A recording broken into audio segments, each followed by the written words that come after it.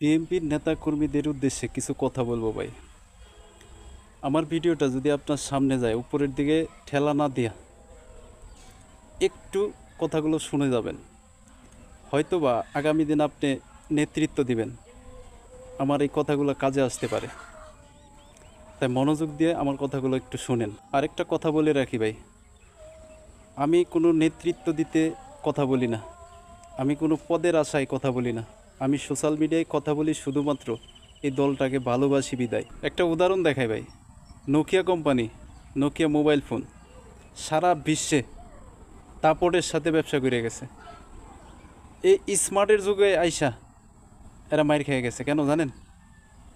তাদের টেকনোলজি খারাপ ছিল, টেকনোলজি আপডেট করতে পারেনি, সেজন্য আজকে নোকিয়া কোম্পানি সারা বিশ্বের থেকে বিলুপ্ত হয়ে গেছে। তা আমি বলবো, যারা বিএনপিকে ভালোবাসেন, বিএনপিকে সমর্থন করেন, বিএনপির ভালো দিকটা সোশ্যাল মিডিয়ায় তুলে ধরেন, যে যেখানে আছেন ওখান থেকে বিএনপির পক্ষে কথা বলেন। যদি ক্যামেরার সামনে কথা না বলতে পারেন, যারা কথা বলছেন তাদেরকে সাপোর্ট দেন, লাইক করেন, কমেন্টস করেন, শেয়ার করেন। আপনার নেতা যখন বক্তৃতা দেয়, ওই বক্তৃতা সোশ্যাল মিডিয়ায় বা গণমাধ্যমগুলোনে প্রচার করে, ওগুলানে কমেন্ট বক্সে যায় ঢুকে দেখেন যে কী অবস্থা ভাই, বিএনপির কী অবস্থা, একটু দেখে আসেন, ঘুরেন, একটু ঘুরে দেখেন। আপনি বলবেন যে বিএনপি তো মাঠে ঘাটে প্রস্তুত আছে। ভাই আলহামদুলিল্লাহ, মাঠে ঘাটে প্রস্তুত আছেন, থাকেন।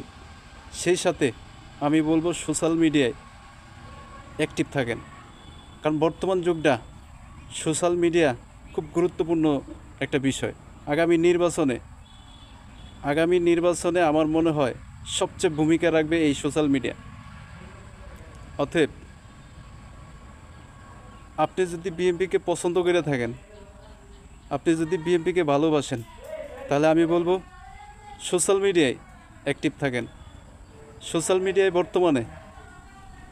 সোশ্যাল মিডিয়াটাকে দখল করে নিয়েছে জামাত, এনসিপি, তারপরের অবস্থান আছে আওয়ামী লীগের। অথচ এই বিএনপির অবস্থা খুব খারাপ। হাসিনা শাসনামলে বিএনপি ছিল সর্বোচ্চ পর্যায়ে, বিএনপির পক্ষে যারা কথা বলছে রাতারাতি ভাইরাল হয়ে গেছে।